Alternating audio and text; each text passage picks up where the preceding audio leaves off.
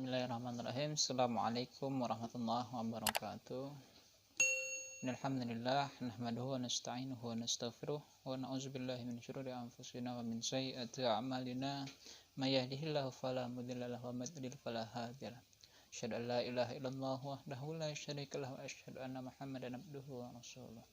Pertama-tama mari kita panjatkan puji syukur kita kepada Tuhan yang Maha Kuasa, yaitu Allah Subhanahu wa taala, berkat limpahan rahmat, taufik, hidayah dan begitu banyak kenikmatan yang diberikannya kepada kita sehingga kita bisa melaksanakan aktivitas kita, keseharian kita dengan dipermudah dan diperlancar oleh Allah Subhanahu wa taala. Itu yang patut kita syukuri. Terus yang kedua kalinya, salawat dan salam semoga tetap tercurah kepada Nabi baginda alam, Nabi yang membawa kita dari zaman kebodohan dengan zaman yang penuh dengan kepintaran, kecerdasan seiring berkembangnya zaman dan waktu, yaitu Nabi Muhammad sallallahu alaihi wasallam. Mari kita berselawat kepadanya. Allahumma shalli wa sallim wa barik alaihi. Baik, yang saya hormati dosen pengampu kita Bapak Miskari dan kawan-kawan seperjuangan kelas S3A semester 3 yang saya banggakan. Di sini saya akan mencoba memaparkan pertemuan-pertemuan kita dari waktu ke waktu, dari kelompok ke kelompok. Di sini saya akan membahas yang pertama dari kelompok saudari Nur Asmawati dan Prastiawati. Jadi membahas tentang memahami dan menjelaskan ijtihad. Jadi pokok pembahasan yang cukup menarik untuk kita bahas. Baik kawan-kawan sekalian, sebelum kita beranjak kepada materi selanjutnya, kita harus lebih dulu mengetahui apa sih itu ijtihad. Yang dapat saya ketahui dari buku yang saya baca, dari sumber yang sudah saya dapatkan, bahwasanya ijtihad menurut bahasa berasal dari kata al-juhd yang berarti daya, kemampuan, kekuatan, atau dari kata al-jahd yang al-musyaqqah yaitu kesulitan atau kesukaran. Dari ijtihad menurut pengertian kebahasaannya bermakna pengarahan daya dan kemampuan dalam suatu aktivitas dan aktivitas yang sukar. Jadi menurut istilah bahwasanya ijtihad itu adalah proses penetapan hukum syariat dengan mencurahkan seluruh pikiran dan tenaga secara bersungguh-sungguh. Dengan pengertian tersebut bisa disimpulkan bahwa ijtihad merupakan penetapan salah satu sumber hukum Islam. Jadi ada sumber hukum Islam diantaranya yaitu ijtihad yang sekarang saya bahas ini. Dari mana dasar hukum ijtihad itu dijelaskan juga oleh kelompok Nur Asmawati, bahwasanya bersumber dari Quran surah An-Nisa ayat 4 yang berbunyi, ya ayyuhalladzina amanu atiiullaha wa atiiur rasul wa ulil amri minkum. Yang artinya jika kamu berlainan pendapat tentang sesuatu, maka kembalikanlah kepada Allah, Al-Quran, kitab kita yang suci, dan Rasul, sunnahnya, hadis yang sahih, yang hasan, maupun yang dhaif yang bisa kita pakai, itu bisa kita jadikan sumber hukum Islam. Dan dilanjutkan, jika kamu benar-benar beriman kepada Allah dan hari kemudian, yang demikian itu lebih utama bagimu dan lebih baik akibatnya. Itu sumber yang ada di dalam Al-Quran. Selanjutnya as-sunnah, yaitu dialog antara Rasulullah dan Mu'adz bin Jabal pada waktu itu diutus ke Yaman, dapat dijadikan sumber ijtihad. Bagaimana engkau dapat memutuskan jika kepadamu diserahkan urusan peradilan? Ya, Mu'adz menjawab, saya akan memutuskan dengan kitabullah. Bertanya lagi kepada Nabi Muhammad SAW, jika tidak engkau jumpai dalam kitabullah? Lalu Mu'adz menjawab, dengan sunnah Rasulullah SAW, yaitu hadis. Selanjutnya Nabi bertanya lagi, apabila engkau tidak dapati dalam sunnah Rasulullah, Muaz pun menjawab, saya lakukan berijtihad. Berkatalah Muaz, maka Nabi menepuk dadaku dan bersabda, segala puji bagi Allah yang telah memberi taufik kepada utusan Rasulullah sebagaimana Rasulullah memberinya. Hadis riwayat At-Tirmizi nomor 1249. Jadi itu beberapa sumber mengenai ijtihad. Jadi ada beberapa macam ijtihad. Yang pertama ijma. Mungkin kawan-kawan sudah mengetahui mengenai apa itu ijma karena sudah sering dibahas. Namun di sini saya akan mengingatkan kembali, akan mengulas kembali mengenai ijma. Bahwasanya ijma adalah suatu kesepakatan para ulama dalam menetapkan hukum agama Islam berdasarkan Al-Quran dan hadis dalam suatu perkara. Hasil dari kesepakatan para ulama tersebut berupa fatwa yang dilaksanakan oleh umat Islam. Bahwasanya ijma itu adalah kesepakatan ulama yang bersumber dari Al-Quran dan hadis Rasulullah SAW. Lalu hasil kesepakatan itu sering kita dengar bahwa namanya adalah fatwa. Maka sering kita dengar itu fatwa ulama. Misalkannya fatwa MUI mengatakan hal yang demikian, hukumnya haram misalnya, itu adalah fatwa ulama berupa ijma. Ada qiyas, yaitu suatu penetapan hukum terhadap masalah baru yang belum pernah ada sebelumnya, namun mempunyai kesamaan manfaat, sebab, bahaya dengan masalah lain sehingga ditetapkan hukum yang sama. Terus yang ketiga ada maslahah mursalah, yang keempat ada sudut zariyah, yang kelima ada istishab, yang keenam ada urf, yang ketujuh ada istihsan. Itu macam-macam daripada ijtima. Jadi mengenai materi yang saya sampaikan ini, yaitu memahami dan menjelaskan ijtihad dan mujtahid.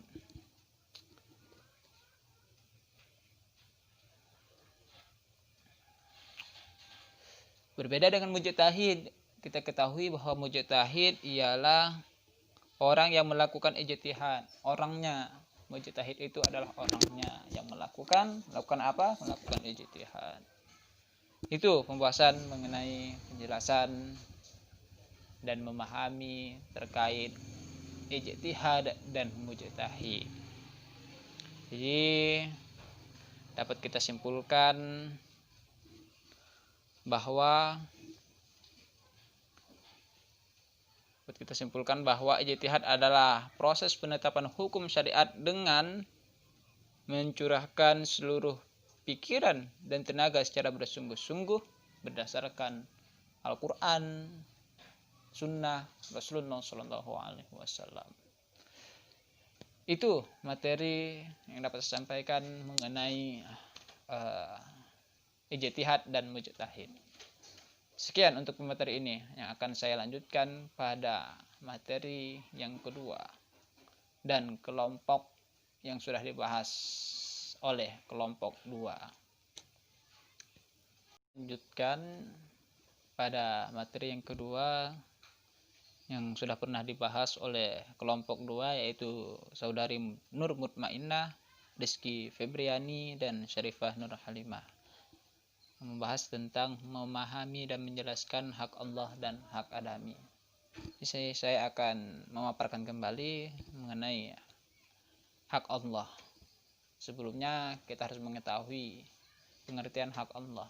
Bahwasanya hak Allah adalah hak di mana seorang hamba mendekatkan diri kepada Allah, mengagungkan dan menegakkan syariatnya, atau mewujudkan kemaslahatan umum tanpa mengkhususkan sebagian orang atau kelompok. Itu artinya hak kita terhadap Allah itu memberikan segala kemampuan kita, segala bentuk pengabdian kita untuk menjalankan segala apa yang telah Allah perintahkan. Itu adalah termasuk hak Allah yang harus kita jalankan. Perlu kita ketahui tujuan hak Allah. Tujuan hak Allah yaitu beribadah kepada Allah. Apa beribadah kepada Allah? Di antaranya sholat, zakat, puasa dan haji. Bahwasanya ibadah ini bertujuan untuk terwujudnya kemaslahatan umum, karena menyangkut kebaikan diri pribadi maupun kebaikan umat, seluruh umat manusia. Itu mengenai ibadah-ibadah tersebut. Yang kedua yaitu hak adami. Apa itu hak adami? Hak adami adalah hak yang menjaga kemaslahatan setiap pribadi manusia, baik bersifat umum seperti menjaga kesehatan anak dan harta, mewujudkan keamanan, menumpas kejahatan, menolak permusuhan, dan menikmati fasilitas umum, ataupun khusus seperti hak pemilik menjaga hartanya. Itu hak adami, hak pemilik menjaga hartanya. Saya ini pemilik dan saya memiliki hartanya. Saya mempunyai hak untuk menjaga harta saya. Itu yang dinamakan hak adami. Saya pikir itu sangat jelas mengenai hak adami, bahwasanya untuk kemaslahatan umum maupun kemaslahatan diri sendiri, seperti menjaga kesehatan yang sudah saya sebutkan tadi, menjaga keamanan rumah kita, misalkannya kita mempunyai harta, terus kita menjaganya supaya tidak dicuri oleh perampok, misalnya pencuri, itu merupakan hak kita untuk menjaganya. Itu yang dimaksud dengan hak adami. Selanjutnya tujuan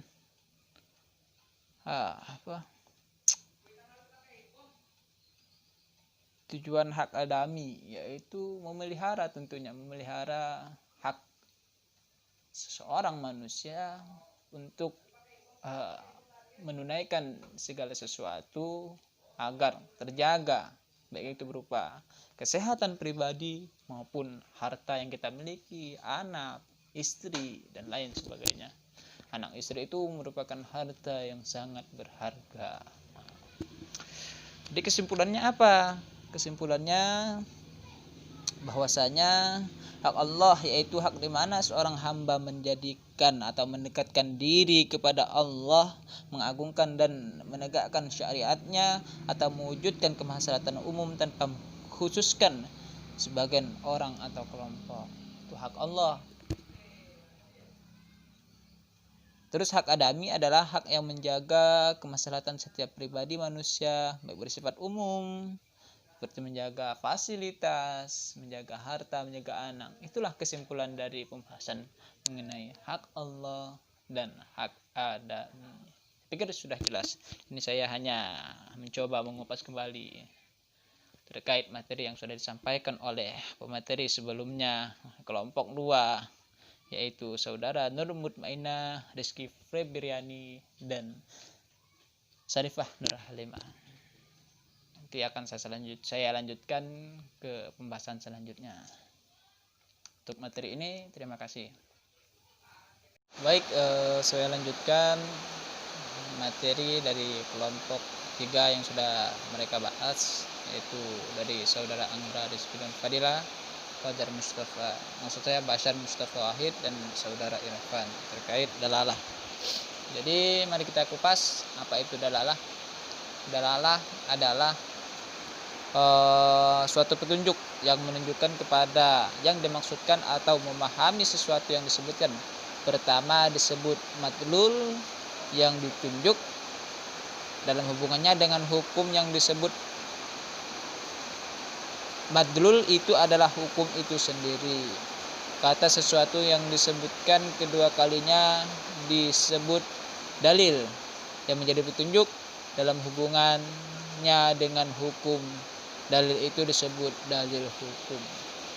Ketahui dalil itu adalah apa? Sebagai bukti.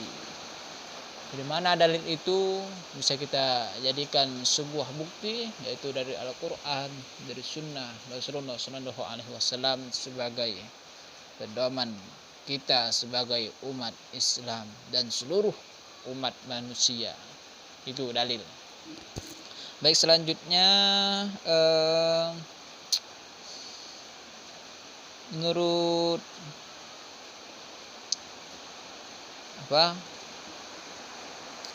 macam-macam dalalah menurut ulama Hanafiyah. Di antaranya ada tabratul al-nas,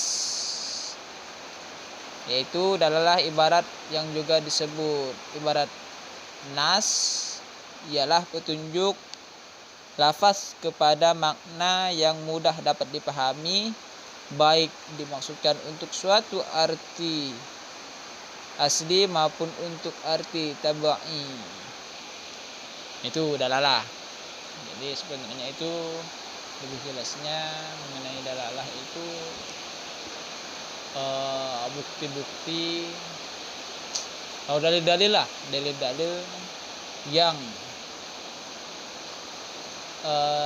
memberikan petunjuk terhadap suatu masalah yang ada, yaitu bersumber dari Al-Quran maupun Sunnah Rasulullah Sallallahu Alaihi Wasallam. Terus ada isyra'atul nas, ialah petunjuk lafaz kepada arti yang dipahami dengan jalan mengambil kelaziman atau kemestian dari arti yang dipahami dengan dalalah ibaratul nas. Dalalah yang pertama tadi itu mengambil petunjuk. Terus ada dalalatul annas yang juga disebut mafhum muwafaqah. Di samping disebut juga dalalatul aula. Sebagai fuqaha menyebutnya qiyas jali, adalah pengertian secara implisit tentang suatu hukum lain yang dipahami dari pengertian nas secara eksplisit atau ibaratun nas karena adanya penyebab faktor yang sama. Itu yang ketiga, dalalatul annas. Terus ada juga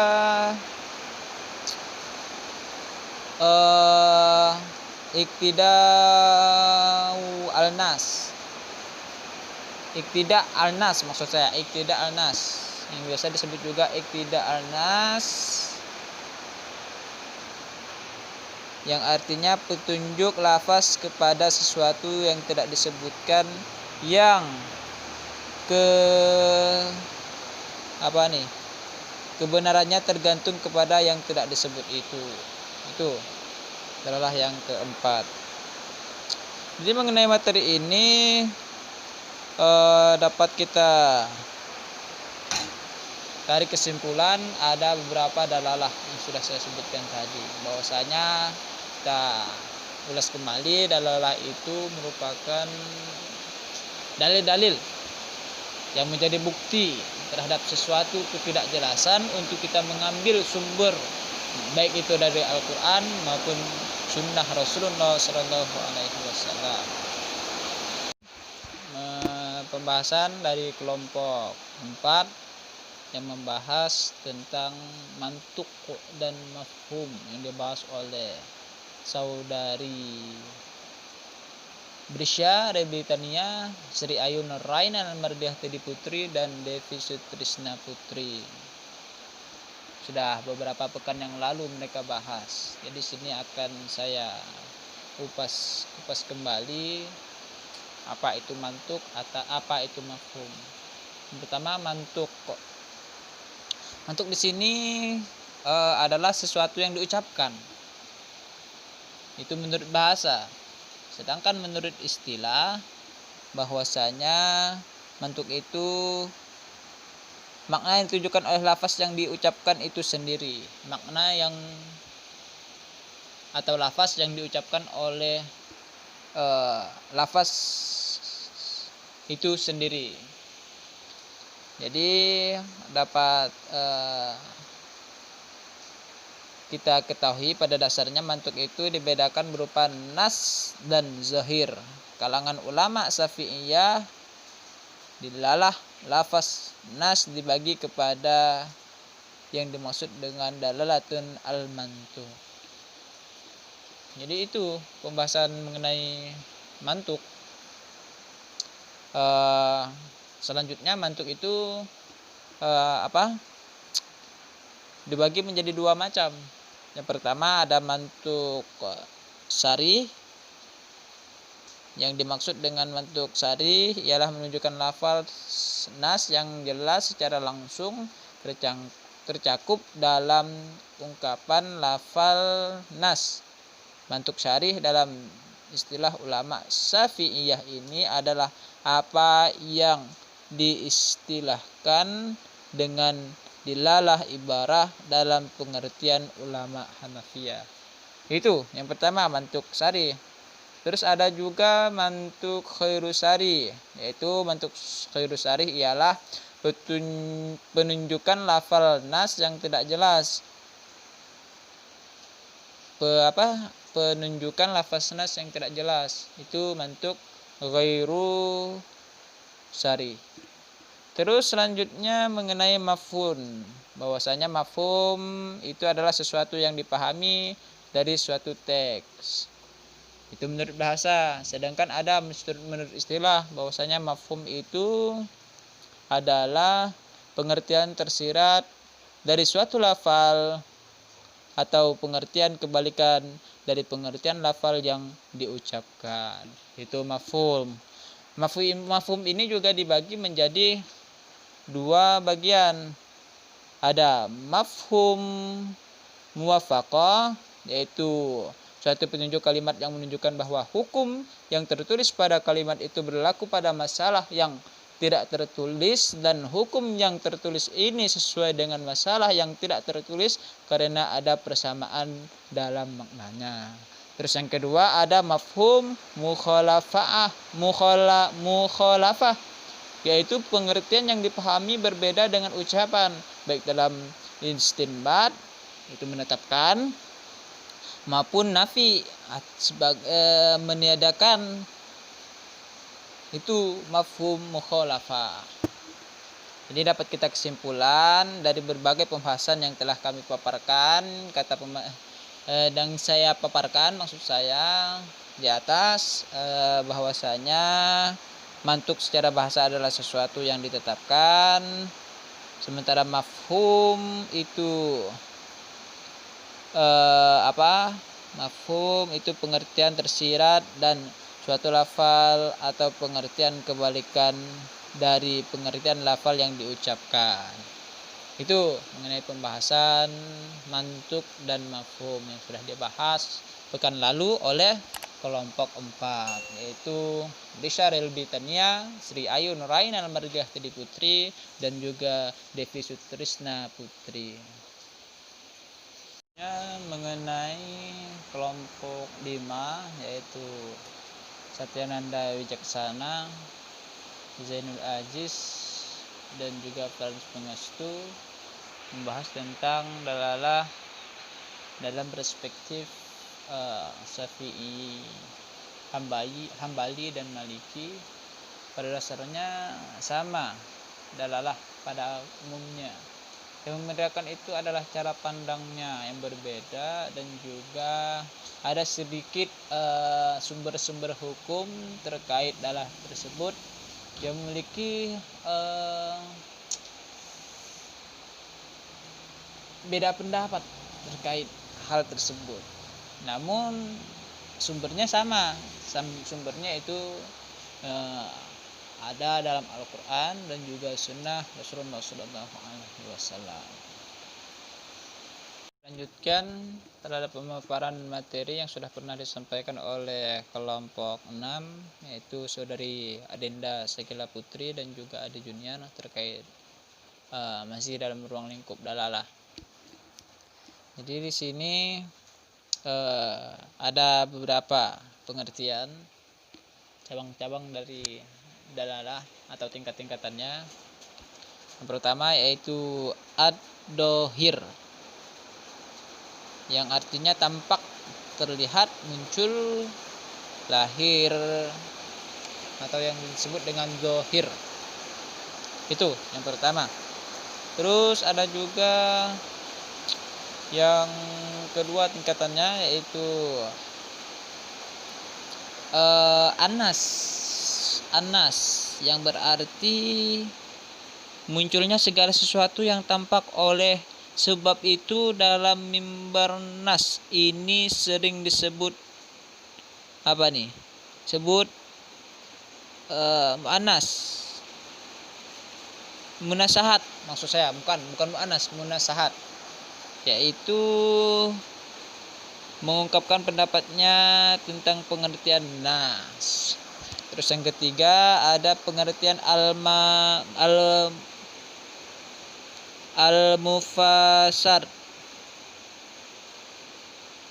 Mufasar yaitu nas yang dengan sendirinya menunjukkan makna secara rinci yang tidak memungkinkan adanya takwil.